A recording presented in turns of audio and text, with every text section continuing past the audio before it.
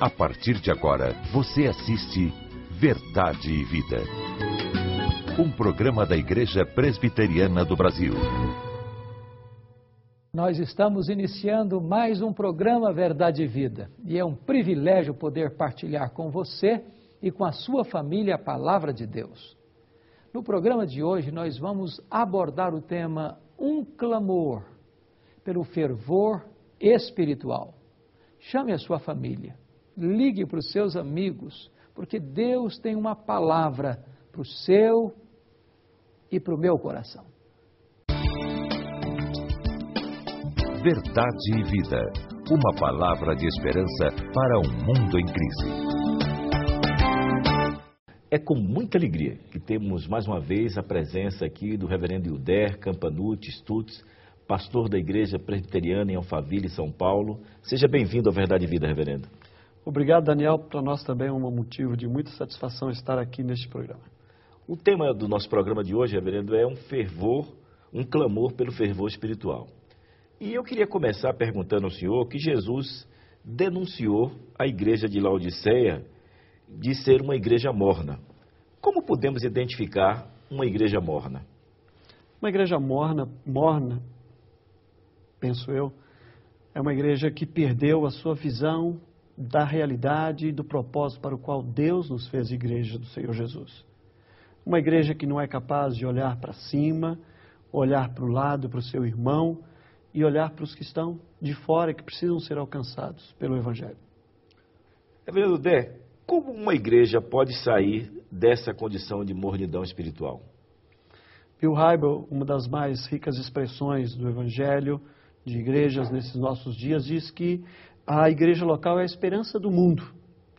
E eu particularmente compreendo isso e tenho esta percepção de que eu amo ver gente de Deus se reunindo, gente que Deus ama, gente perfeita como eu e você, mas que buscam, na nossa fé em Deus, uma expressão que seja relevante para os de fora, para o nosso mundo, para os nossos dias. O que é fervor espiritual? Fervor espiritual é sentir-se amado por Deus o suficiente para transformar isso numa expressão que seja perceptível ao nosso mundo, àqueles que estão ao nosso redor, que transforme-nos por dentro, o nosso interior, que seja capaz de transformar o nosso caráter, que seja capaz de transformar a nossa percepção do outro que está ao nosso lado, o nosso irmão, as suas necessidades. É uma experiência de caminhar com Deus, de ser fiel às Escrituras Sagradas, aos princípios dela no nosso dia a dia, que realmente possa permitir ao mundo uma visão do que seja o amor de Deus na vida de cada um de nós, a quem Ele alcançou com tanta graça. O amigo telespectador possa estar aí nos observando agora e perguntando como é que eu posso alcançar o fervor espiritual? Eu gostaria de contar uma história de um testemunho que li recentemente de uma mulher na África do Sul, uma irmã na África do Sul, que depois do apartheid começou a fazer um trabalho numa penitenciária, a penitenciária de maior periculosidade em Joanesburgo. Naquele ano em que ela iniciou aquele trabalho, mais de 260 mortes haviam acontecido entre os detentos. E ela passou diariamente a visitar aquelas pessoas e a estar falando a elas do amor de Deus. No primeiro ano de trabalho daquela mulher ali, apenas 7 pessoas foram assassinadas dentro da prisão.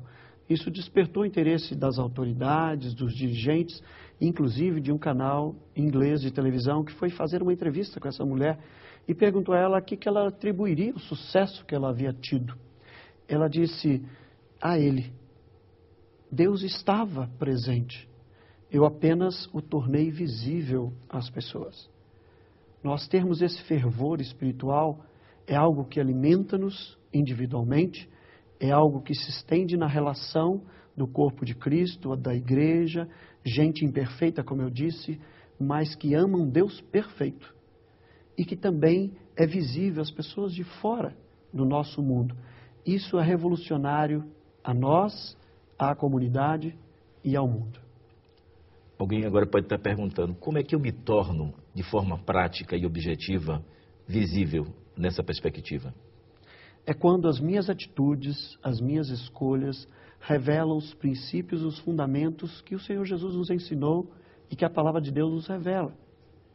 Nossa postura ética, nossa postura moral, os nossos princípios de vida, as nossas escolhas em detrimento de nós mesmos para amar o outro, o perdão, a fé que dá esperança e que transforma as nossas vidas dia a dia. Reverendo Dé, terminando assim a nossa entrevista, né, que está muito palpitante, mas eu queria saber do senhor assim, que mensagem o senhor daria nessa perspectiva do amigo que ainda não tem Jesus como seu Senhor e Salvador pessoal, mas que gostaria também de vivenciar esse fervor espiritual que nós estamos tratando aqui no nosso programa? Eu queria desafiar a todos aqueles que nos ouvem, que ainda não têm esta experiência, dizer a você, meu querido, que seguir Jesus é o mais fascinante de todos os projetos de vida. Qualquer projeto é menor do que isso. É uma aventura caminhar pela fé. Porque, embora seja uma grande aventura, nunca vai ser um salto no escuro. Porque eu sei exatamente quem está me esperando do outro lado. E é firmado nesses processos do dia a dia, da descoberta do amor de Deus, dia a dia, é que vai dando sentido à minha própria existência. Meu convite a você é que você descubra o quanto Deus o ama e viva intensamente esse amor e essa percepção de um Deus que caminha ao nosso lado, que está conosco e que é Deus presente na vida e na experiência de cada um de nós. Muito obrigado, Reverendo Dé, pela sua presença aqui no Verdade e Vida. Verdade e Vida. A palavra de Cristo para uma vida melhor. Eu quero convidar você para examinar comigo o texto da palavra de Deus que está em Apocalipse, capítulo 3, versos 14 a 22. E nós vamos falar à luz deste texto sobre o tema um clamor pelo fervor espiritual. O Senhor Jesus está enviando carta às igrejas da Ásia. E eram 7 igrejas contempladas por estas cartas, escritas pelo apóstolo João por ordem de Jesus. Nestas igrejas, 2 delas só receberam elogios, a igreja de Esmirna e a igreja de Filadélfia. 4 destas igrejas receberam elogios e censuras, a igreja de Éfeso, de Pérgamo, de Tiatira e de Sardes. E uma igreja só recebeu críticas, censuras e nenhum elogio, a igreja de Laodiceia. Jesus Cristo, ao enviar esta carta àquela igreja, usou de profunda pertinência para buscar aspectos geográficos, econômicos, industriais daquela cidade, também da medicina, para aplicar uma lição espiritual àquela igreja. Jesus era íntegro e também relevante. Ele era fiel e ele era oportuno. Ele lia o texto e ele lia o povo. Por isso, Jesus tem uma mensagem absolutamente importante e relevante para aquela igreja. Jesus pega 4 ganchos fundamentais na cultura da cidade para se dirigir à cidade.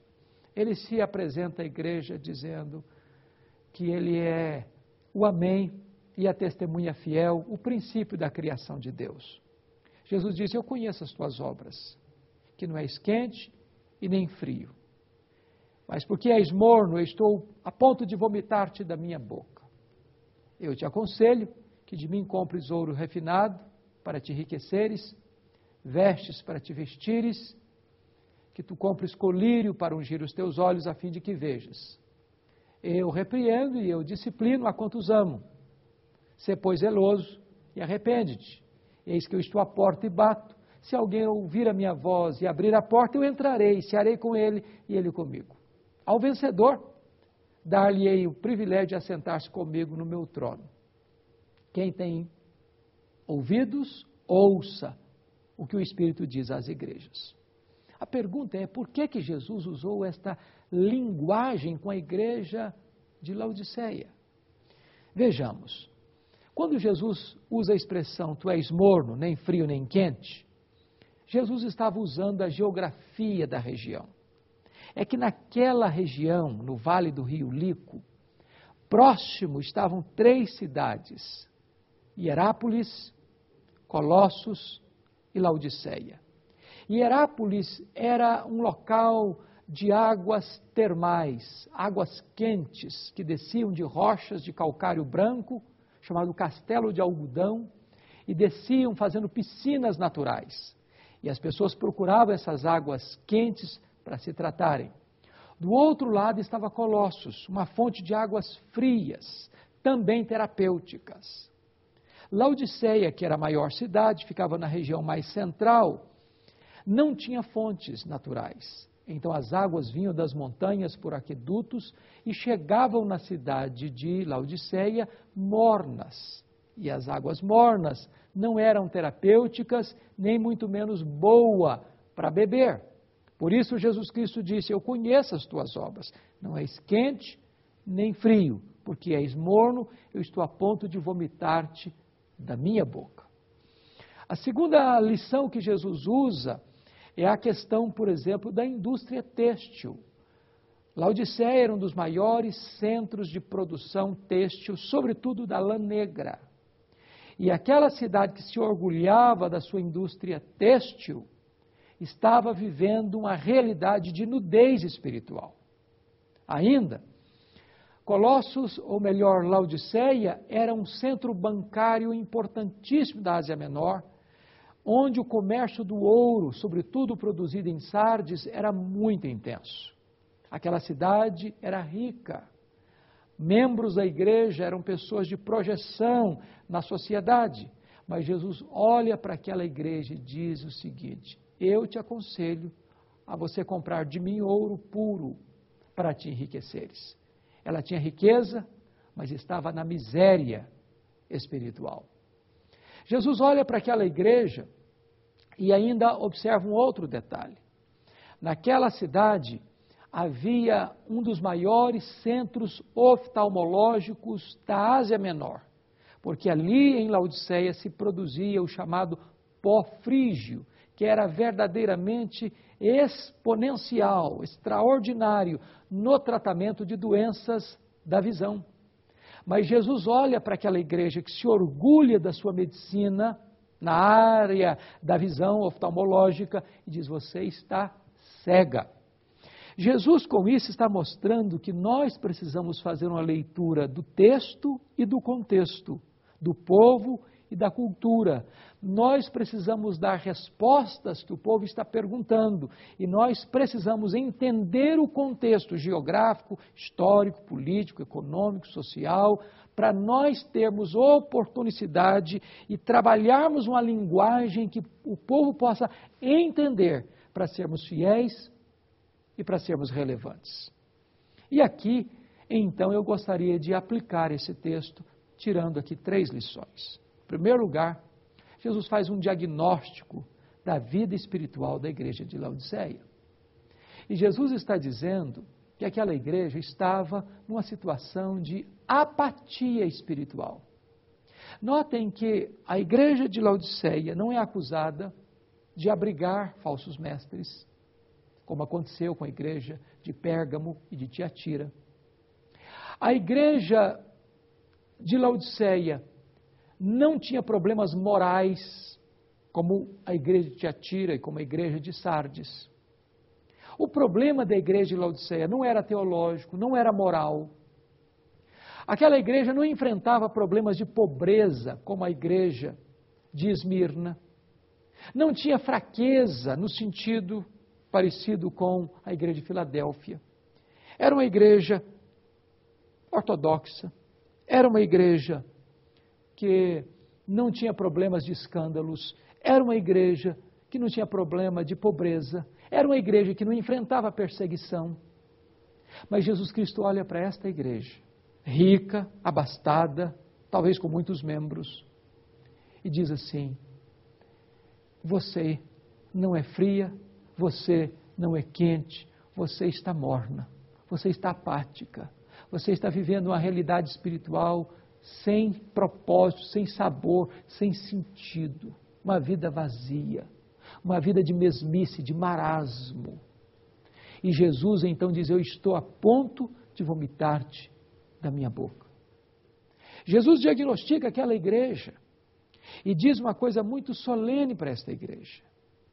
É que aquela igreja, em vez de ser o prazer de Jesus, estava provocando náuseas em Jesus. Aquela igreja, em vez de trazer glória ao nome de Deus, trazer contentamento ao coração de Jesus, aquela igreja estava provocando sofrimento em Jesus. Por quê? Porque a mornidão espiritual de um crente é pior do que a frieza de um incrédulo. Que coisa triste é quando Jesus olha para nós e não percebe em nós fervor espiritual, não percebe em nós entusiasmo espiritual. Nós não abrimos mão da doutrina, nós não abrimos mão de uma vida moral equilibrada, decente, nós temos uma vida econômica maravilhosa, as coisas estão acontecendo, as pessoas estão vindo para a igreja, os cultos acontecem, as reuniões acontecem, parece que tudo está muito bem. Quem olha de fora, numa visão mais epidérmica, superficial, vai achar que esta igreja é maravilhosa. Mas Jesus olha e diz: esta igreja está provocando náuseas em mim. É uma igreja morna, apática, sem vitalidade espiritual. Por isso, a segunda lição que eu quero tirar desse texto é o apelo de Jesus. Jesus se apresenta àquela igreja como um mercador espiritual, como um mascate espiritual. E ele diz: eu aconselho que de mim tu compres ouro puro. Aquela igreja tinha riqueza material, mas era extremamente pobre espiritualmente. Diferente da igreja de Esmirna, porque a igreja de Esmirna era pobre materialmente. E Jesus olha para ela e diz: tu és rica. A igreja de Filadélfia era fraca, mas Jesus disse: mas tu permaneceste fiel, perseverante, e eu coloquei diante de ti uma porta aberta. A igreja de Laodiceia era rica, materialmente, mas pobre espiritualmente. Como é equivocado esse pensamento tão proclamado hoje da teologia da libertação. As pessoas imaginam que ter dinheiro, ter carro importado, morar em apartamento de cobertura e demonstrar muitas vezes vaidade financeira, que isto é sinônimo de vitalidade espiritual. Nem sempre, nem sempre. O Filho do Homem não tinha onde reclinar a cabeça. O apóstolo Paulo, o maior bandeirante do cristianismo, que plantou igrejas na província da Galácia, da Macedônia, da Acaia, da Ásia Menor, morreu pobre, sem roupa para vestir, numa masmorra romana. E este homem que morreu pobre é o homem que mais influenciou a história do cristianismo. Quantas vezes as igrejas estão preocupadas com templos modernos, com riqueza, com expressão de grandeza econômica, mas aos olhos de Jesus são igrejas pobres, que precisam de verdadeira riqueza espiritual. Aquela igreja que se orgulhava das suas fábricas de lã, aquela igreja que se orgulhava das suas indústrias químicas na área farmacêutica para tratar as questões da visão, Jesus Cristo olha e diz: olha, você precisa comprar colírio, você precisa comprar vestes alvas, você precisa das bênçãos espirituais mais do que das riquezas e progressos que o homem pode alcançar pela sua ciência, pela sua economia. Nós precisamos entender que a igreja precisa de Cristo. E olhe que Jesus disse: aconselho que compres de mim. O remédio para a igreja não é a novidade do mercado da fé, não é uma nova interpretação da Bíblia que traz uma novidade para o mercado religioso. Não. A solução para a igreja é Jesus. O remédio da igreja é Jesus. É só uma volta para Jesus é que pode trazer vitalidade, santidade, pureza, poder, crescimento espiritual para a igreja. Mas ainda Jesus tem um segundo apelo.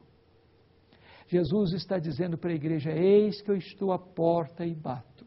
Se alguém ouvir a minha voz e abrir a porta, eu entrarei, cearei com ele e ele comigo. O que é triste nesta igreja é que Jesus estava do lado de fora da igreja. E Jesus quer ter comunhão com a igreja. Jesus quer sentar-se conosco à mesa. Jesus não apenas nos convida para o seu banquete, Ele quer participar da nossa mesa. Ele quer entrar nesta comunhão íntima, da porta fechada, do quarto fechado, da oração, da meditação, da comunhão com Ele. Sabe, o Filho de Deus, o Rei da Glória, tem prazer de entrar na sua vida, na sua casa, na sua família, para restaurar tudo lá dentro, para ter comunhão com você. Porque é na presença dEle que tem plenitude de alegria, é na destra dEle que tem delícias perpetuamente. E é só quando Jesus entra no nosso coração, na nossa vida, na nossa casa, na nossa família, na nossa igreja, é que é restaurado o fervor espiritual. Mas agora, depois de um diagnóstico e depois de um apelo, existe agora uma promessa. Jesus Cristo diz: aquele que é o vencedor vai sentar-se comigo no meu trono. Depois da comunhão íntima, tem o trono público. Depois que Jesus se assenta conosco, nós então nos assentaremos com Ele. A comunhão com Ele é particular, é íntima, é pessoal, mas assentar-se no trono é algo público. Aquela igreja que tinha tantas riquezas, mas estava na miséria e na pobreza espiritual, Jesus oferece a verdadeira riqueza e a verdadeira nobreza, assentar-se com Ele no seu trono. Jesus tinha autoridade para fazer isso, porque Ele é a testemunha fiel e verdadeira. O diagnóstico que Ele tem da igreja é um diagnóstico verdadeiro. E como Ele é o princípio da criação e pôde colocar em ordem o caos, Ele é o único que pode trazer ordem para a igreja, vida para a igreja, restauração para a igreja, reavivamento para a igreja. Quem tem ouvidos, ouça o que o Espírito diz à igreja. Eu quero orar por você. E é um tempo de você diagnosticar a sua alma, pedir: Deus, eu não quero mais viver nesse marasmo. Eu não quero viver apenas um cristianismo nominal. Eu não quero ser apenas um frequentador da igreja. Eu não quero apenas me contentar com as bênçãos da prosperidade. Eu quero vida contigo, intimidade contigo. Eu quero restauração para a minha vida. Eu quero de volta fervor espiritual para o meu coração. Ore comigo neste momento. Deus querido, louvado seja o teu nome por esta carta à igreja de Laodiceia. Deus, quantas vezes meu coração também está morno, apático, sem entusiasmo, sem vigor espiritual. Quantas vezes, Senhor, eu estou fazendo festa e banquetes e o Senhor está do lado de fora. Oh Deus, compadece-te de mim.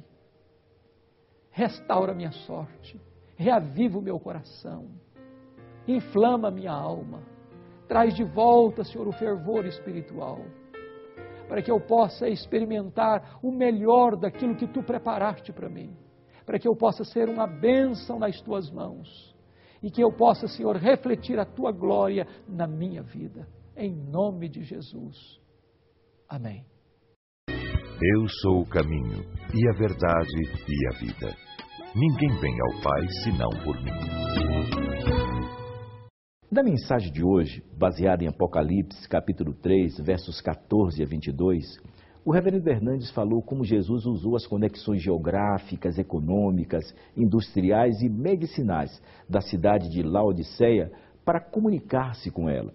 Mostrou ainda que a igreja, em vez de influenciar a cidade, estava sendo influenciada por ela. Finalmente, destacou 3 lições. A primeira, o diagnóstico. Jesus identifica uma igreja morna, apática espiritualmente. Segunda, o apelo.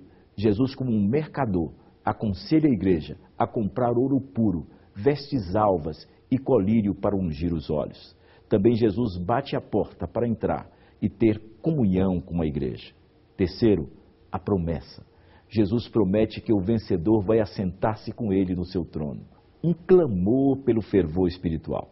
Esse foi o tema da mensagem de hoje, que você pode adquirir tanto em DVD como em CD, para a sua edificação ou para presentear um familiar ou amigo. Através da nossa loja virtual, você acessa www.verdadevida.com.br e adquire hoje mesmo. Ou liga de segunda a sexta para o nosso 0800 no horário comercial, para o 0800 119 105.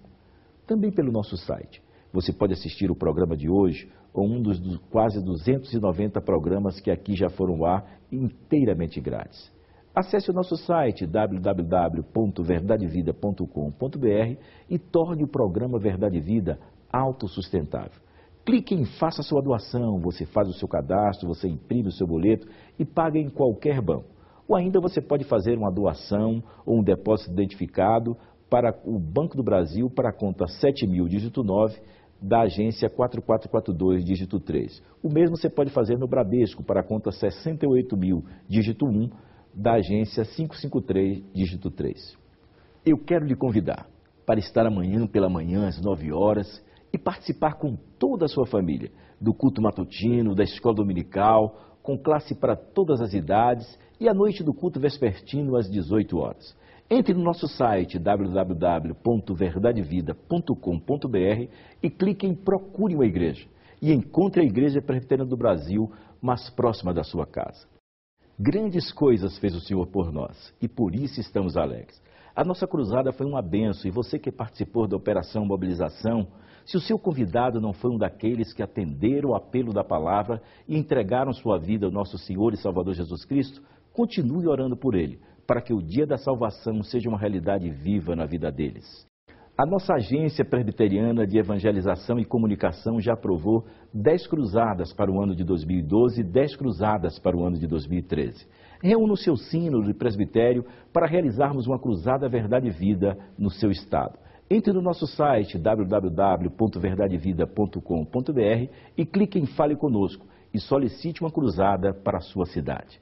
No próximo dia 31, a reforma do século XVI completa seus 494 anos. E nós do programa Verdade e Vida abordamos nesses últimos 5 programas vários temas sobre a igreja. A primeira foi a morte de uma igreja. A segunda, a restauração de uma igreja. A terceira, a igreja uma comunidade terapêutica. A quarta, Pentecoste, o derramamento do Espírito. E um clamor pelo fervor espiritual foi o tema de hoje. No próximo sábado, começaremos outra série com ênfase na necessidade de um avivamento espiritual em nossa nação. O Vale de Ossos Secos.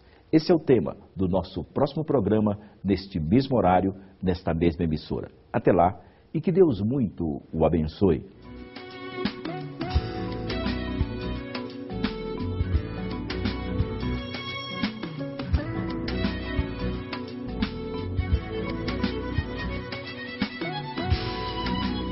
Verdade e Vida. Um programa da Igreja Presbiteriana do Brasil. O programa Verdade e Vida lança a série de DVDs especiais. São coletâneas com as melhores mensagens do reverendo Hernandes Dias Lopes sobre os temas O Culto Verdadeiro e Doutrinas da Graça. Cada DVD contém mensagens para edificar sua vida. No DVD O Culto Verdadeiro, o reverendo Hernandes Dias Lopes fala sobre a questão da verdadeira igreja. Já a coletânea Doutrinas da Graça é uma reflexão sobre como redirecionar o seu ministério. Adquira qualquer um dos 2 DVDs pelo site www.lojalpc.org.br ou de segunda a sexta-feira pelos telefones 0800 119 105 ou 19 3741 3003. Assista, medite e multiplique a palavra de Deus.